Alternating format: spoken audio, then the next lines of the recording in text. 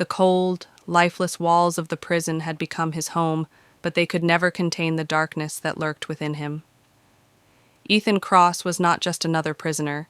He was a legend, a name that sent chills down the spines of even the most hardened criminals. He had earned his reputation not just through violence, but through his unwavering ability to survive in a world where only the ruthless thrived. Early life. A path to darkness. Ethan's story did not begin in prison, nor did it start with a single crime. It started in the backstreets of a forgotten city, a place where law was merely a suggestion and survival was the only rule. Born into a broken home, his mother an addict, and his father a ghost of a man who came and went as he pleased, Ethan learned at an early age that life was cruel. By the time he was 10, he had seen more death than most people saw in a lifetime. His older brother, his only protector, was gunned down in a gang war, leaving Ethan alone. He stopped going to school, stopped believing in a future. The streets became his new family, and crime became his education. He started with petty theft, then armed robbery. By 16, he was already feared. By 18, he had blood on his hands, the crime that changed everything. Ethan's descent into the underworld was fast, but the crime that sealed his fate was something much worse. A bank heist gone wrong. He had planned it well, or so he thought. He and his crew entered the bank with precision, armed and masked. The plan was simple: in and out, in under 3 minutes. But plans rarely go as expected. A silent alarm. A trigger-happy security guard. A moment of hesitation. The bank became a war zone in seconds, gunfire echoing through the halls. Ethan pulled the trigger before thinking, and a police officer fell to the ground, his life fading away in seconds. It wasn't just a robbery anymore. It was murder. When the dust settled, Ethan and his crew were caught. The trial was swift, and the sentence was merciless. Life in prison without parole. The reputation inside prison. From the moment Ethan stepped into Blackridge Penitentiary, he knew it wasn't just a prison. It was a battleground. The weak were prey, the strong were kings. Ethan was determined to be the latter. The first day, an inmate tried to test him. Ethan left him bleeding on the cold concrete floor. The second day, the prison gangs took notice. Some wanted him as an ally, others wanted him dead. Within months, Ethan had carved his place in the hierarchy of violence. The guards hated him. The inmates either feared him or respected him. He had built an empire within the prison walls, controlling the underground trade of weapons, drugs, and power. But power always comes with enemies. The rise of his rivalry. Among the shadows of Blackridge, there was one man who refused to bow to Ethan, Marcus Vane. A ruthless killer in his own right, Marcus had ruled the prison long before Ethan arrived. He saw Ethan as a threat, an outsider trying to take what wasn't his. At first, it was few names carried the weight of fear like Ethan Cross. He wasn't just a prisoner. He was a legend. His crimes had been whispered in dark alleys, his name spoken with a mix of respect and terror. Before prison, a life of crime. Ethan had never known a normal life. Born into poverty, raised in violence, he learned early that only the ruthless survived. His mother was an addict, his father a ghost who came and went, leaving nothing but bruises and broken promises. By the time Ethan was 10, he had lost the only person who ever protected him, his older brother, shot dead in a gang war. That was the moment something inside Ethan broke. He stopped dreaming of a future.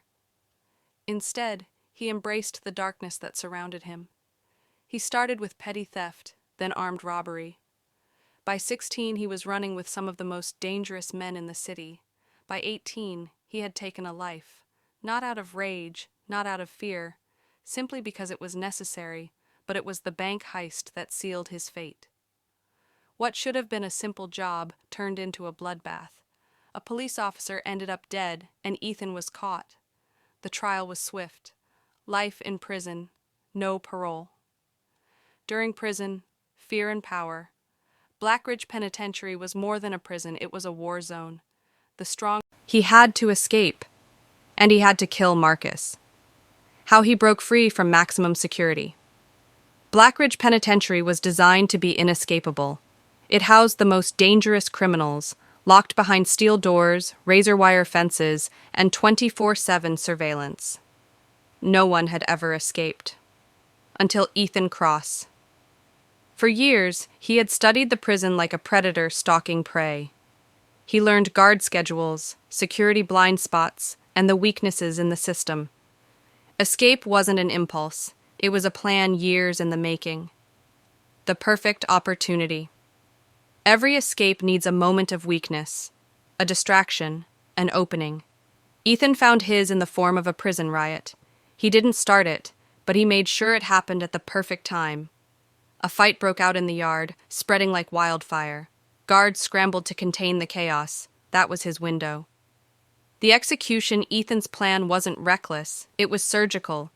He had stolen guard keys weeks prior, swapping them out with fake replicas. He had memorized patrol routes, knew which security cameras were old and faulty. As the riot raged, Ethan slipped into the maintenance tunnels beneath the prison, an area most inmates never even knew existed. He had spent years bribing the right people to learn about these hidden corridors. The tunnels led to an abandoned drainage pipe, rusted but still intact. Crawling through, he reached the outer perimeter fence. The final hurdle. Beyond the fence lay the kill zone, a stretch of open ground where armed guards had orders to shoot on sight. There was no cover, no room for mistakes, but Ethan had planned for this too. Before his escape, he had bribed an outside contact to create a distraction, a stolen vehicle crashing into the outer gate, sirens blaring. As guards rushed to respond, Ethan cut through the fence and sprinted into the dark. Bullets tore through the night, but Ethan had already disappeared freedom. For now. For the first time in years, he breathed free air, but his escape wasn't about freedom. It was about revenge. His enemy, Marcus Vane, had thought he was safe, but Ethan was coming for him. And this time, he wouldn't fail. Hunting down the one man he wanted dead. Ethan Cross hadn't escaped to start a new life. He hadn't run for freedom. He had broken out of Blackridge Penitentiary for one reason: revenge. The man who had haunted his nights, the one person who had dared to challenge him, Marcus Vane. Marcus wasn't just another inmate. He was Ethan's only true rival, a man who had once ruled the prison's underworld before Ethan arrived. Their rivalry had turned bloody, a constant battle for dominance. But the moment Ethan was gone, Marcus had seized power again, taking everything Ethan had built. That was a mistake. Now, Ethan was free, and Marcus had nowhere to hide tracking the target. Ethan wasn't reckless. He knew he had to move fast, but he had to move smart. The entire city was on high alert. His face was everywhere. News channels, police reports, wanted posters. Every cop in the city was looking for him. But Ethan knew people. People who owed him. People who feared him. Within hours, he got what he needed. Marcus had been transferred to a lower security prison across state lines. He was almost too perfect. The man who once ruled Blackridge was now weak, vulnerable. The hunt begins. Ethan secured weapons, changed his appearance, and stole a car.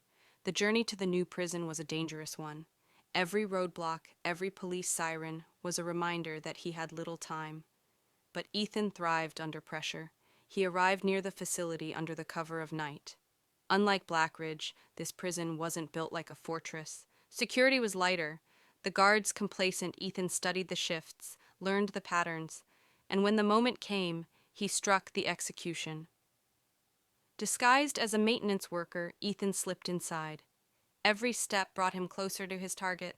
Marcus was in cell block D, locked away, but completely unaware that his death was coming for him. Ethan moved swiftly, taking down a guard, stealing a key card. As the doors slid open, Marcus turned, his eyes widening in shock. No, impossible. Ethan didn't speak. He didn't need to. The fight was brutal, raw, a final battle between two predators. Marcus fought like a man who knew he was about to die. But Ethan was faster, stronger, more prepared. Within moments, Marcus lay motionless on the cold floor, blood pooling around him. It was done. Ethan had won. But the mission wasn't over. As he stood over Marcus's lifeless body, a chilling realization set in. The hunt wasn't over. Because Ethan Cross wasn't just a fugitive anymore. He was a ghost, a man with nothing left but the walls of the prison he once escaped. And now he had one final move to make. He had to go back, walking back into prison. Undetected, Ethan Cross had done what he set out to do. Marcus Vane was dead. His mission of vengeance was complete. But as he stood over the lifeless body, a realization crept in. There was nowhere left to go. The outside world had never been his home. The streets weren't his territory anymore. He had spent years surviving behind bars, building an empire within prison walls. Out here, he was just a fugitive. Hunted, exposed, constantly running, he had escaped prison like a shadow. Now, he would return like a ghost. The plan. Most men ran from prison. Ethan was walking back in. Slipping into Blackridge undetected required a level of precision that even his escape hadn't. Every move had to be calculated. He couldn't just turn himself in, that would invite suspicion. Instead, he had to become invisible execution. He knew the system. He knew how prisoners were transported, how new arrivals were processed. All he needed was a disguise, a stolen uniform. A transport truck heading back to Blackridge. He blended in, moving with the flow of new prisoners. No one looked twice. The prison gates loomed ahead, the very ones he had fought so hard to escape. This time he walked through them willingly, inside. Again. The moment he stepped back inside, it was like he had never left. The same cold walls, the same flickering lights. Guards shouted orders, inmates whispered, rumors spread like wildfire. Didn't he escape? That's impossible. How the hell is he back? Some called him a legend. Others thought he was insane, but Ethan didn't care. He had settled his score. He had done what he needed to do. Now he was home. As his cell door locked behind him, he sat down, staring at the gray walls. The outside world had forgotten him, but inside Blackridge, he would never be forgotten. What happens next? After his return. Ethan Cross had done the unthinkable, not just escaping from Blackridge, but returning by choice. His legend had grown. Inmates whispered his name like a ghost story. Guards looked at him with suspicion, trying to make sense of the impossible. But what came next? A prison. Divided, his return wasn't just shocking. It was disruptive.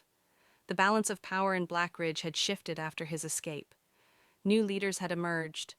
Alliances had changed. Some prisoners saw him as a mythical figure, a man who had beaten the system and walked back in untouched. Others saw him as a threat, someone who had to be eliminated before he reclaimed his throne. Ethan knew it wouldn't take long before someone made their move.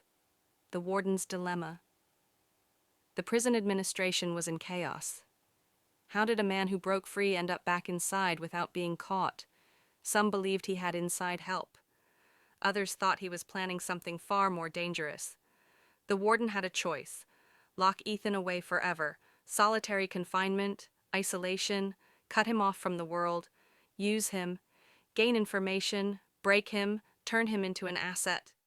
But Ethan wasn't someone who could be controlled. A new purpose. With Marcus Vane dead, Ethan had no rival left, but also no purpose. He had spent years plotting his revenge. Now that it was over, what was left? His mind raced with possibilities. Could he escape again just to prove he could? Could he seize power in Blackridge once more? Or was there something bigger, a game beyond prison walls that only he could see? The story continuing Ethan's return was only the beginning. The outside world thought he was gone, but the real story was still unfolding, because a man who could break out of hell and walk back in could do anything. And Ethan Cross wasn't finished yet.